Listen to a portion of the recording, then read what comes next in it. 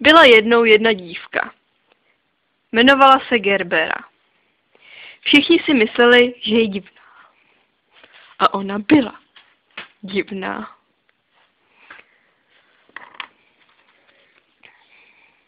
Měla tolik beďarů, že by na ní slepej mohl číst román. Byla hnusná, jako když vám do prdele vleze trilobit dohromady s vešou.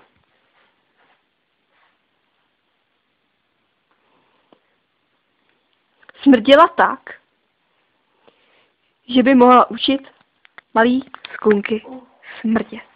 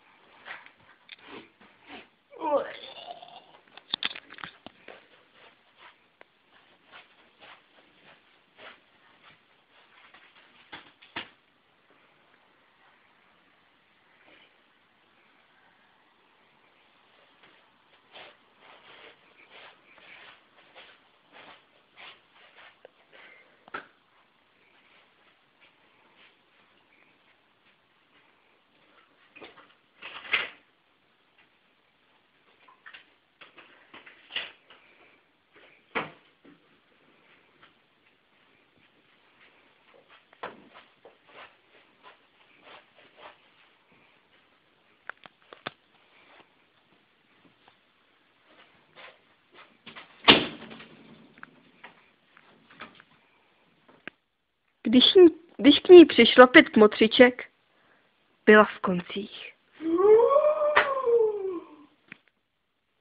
Protože jedna měla rypák jako květináč.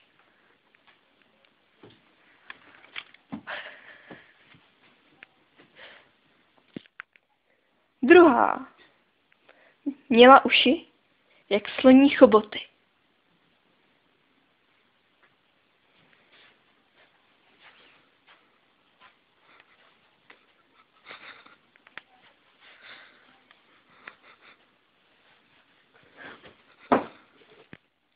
Třetí smrdělo z huby, jak žebrákovi z igelitky.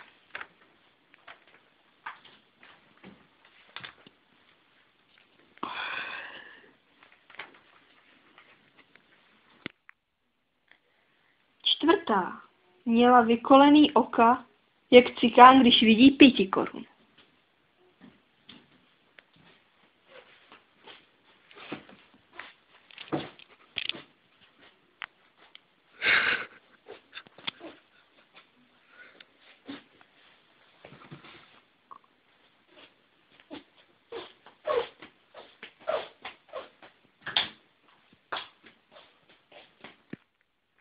Pátá, ta měla ocas jako Jonatán.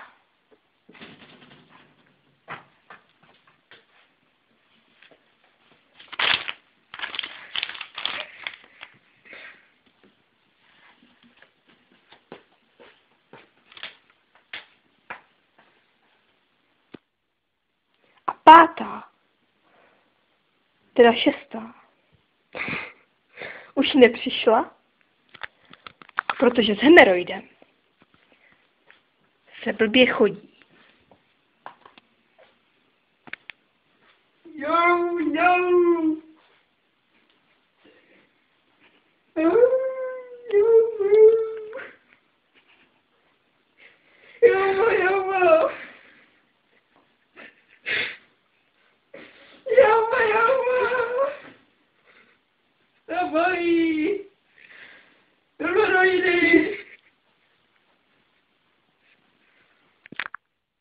Když jí kmotřičky řekly, že už si nikdy nezapíchá,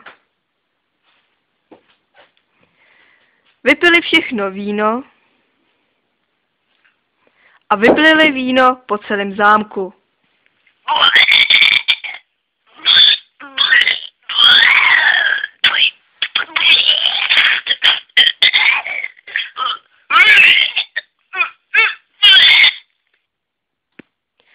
Pili a blili, možná i srali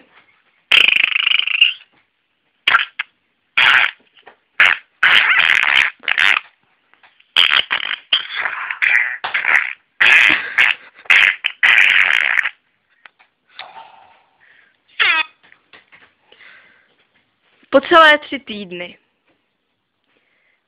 A když bylo hotovo,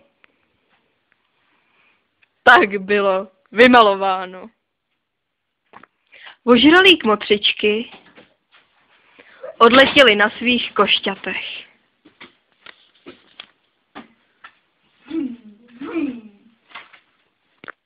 Bez techničáku a bez ohledu na řidičský průkaz. A zase bylo vymalováno. Když bylo Gerbeře 20 let, přišlo na ní sraní.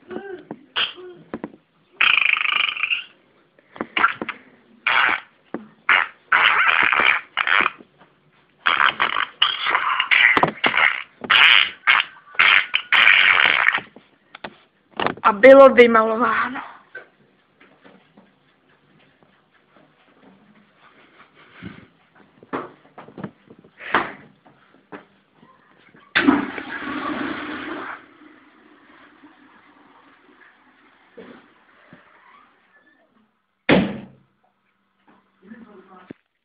A potom za ní přišla 6.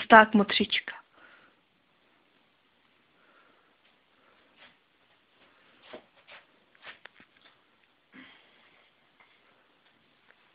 Hemeroidy zasraný. A začarovala jí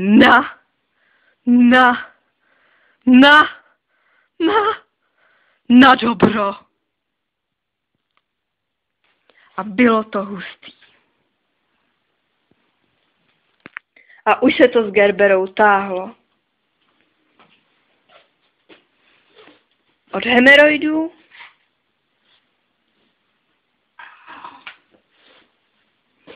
až po heroin.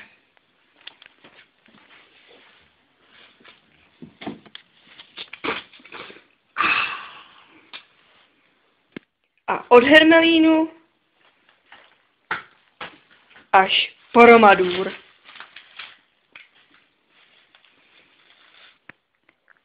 Když bylo Gerbeře 30 let, sežral jí u Stalingradu otce bodní hlodavec.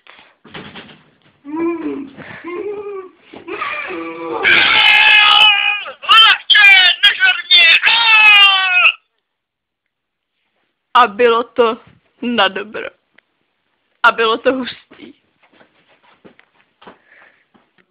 Když táhlo Gerbeře na 40 let, zas na ní přišlo sraní.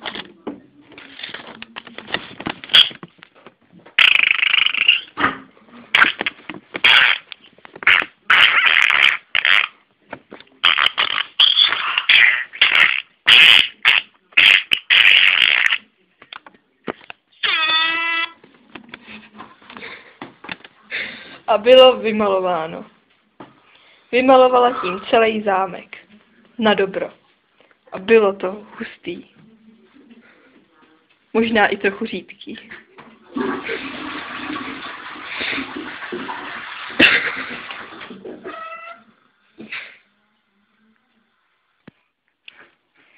Její vypuštěná matka byla vyzobaná. Jo. A tak si zaplatila pobyt last minute u Kanárů ve vedlejším domě.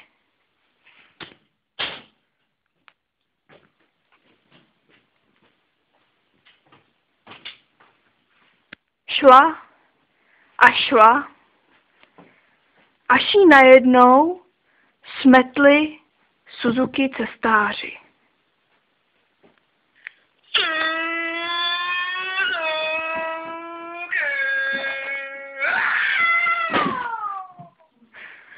A bylo to hustý. A bylo vymalováno. Na silnici. Když Gerbera vyšla po 2 dnech ven, uviděla na silnici 2 oči. O kus dál uviděla nohu. A řekla si, že je to hustý. Jak ty lidi značkují parkování. Ježišmarja, oči. A tady noha. No ty lidi jsou blázni, jak si můžou označkovat takhle to parkování.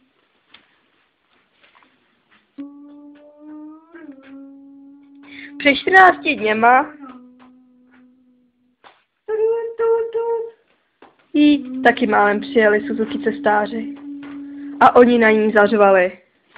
Hele ty krávo, uhni, aby jsme tě nevzali jak tu vyzubanou píču před 14 dněma, jak tu stála s těma kuframa. Hele, tam jsou ještě oči a noha. Gerbera si řekla, že to asi nebude značení parkoviště. A zjistila, že ty oči, do kterých šlápla, byly její matky.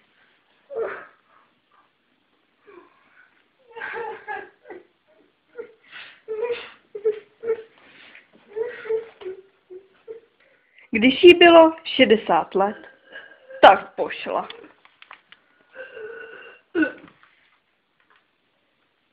Tak šla Gerbera do nebe.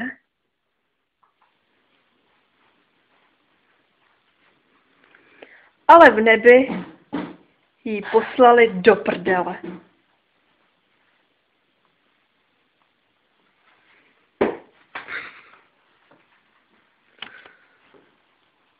Tak šla Gerbera do pekla.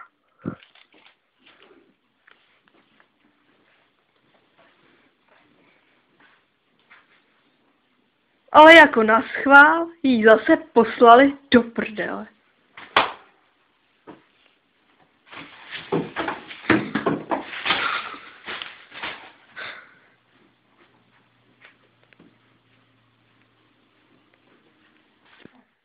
Tak šla Gerbera do Šimpachu.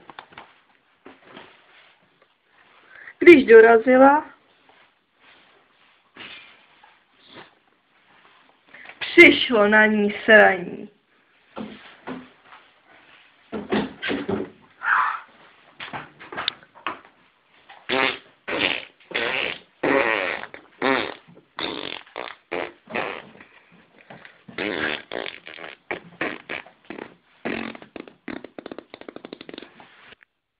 A pohádky je konec.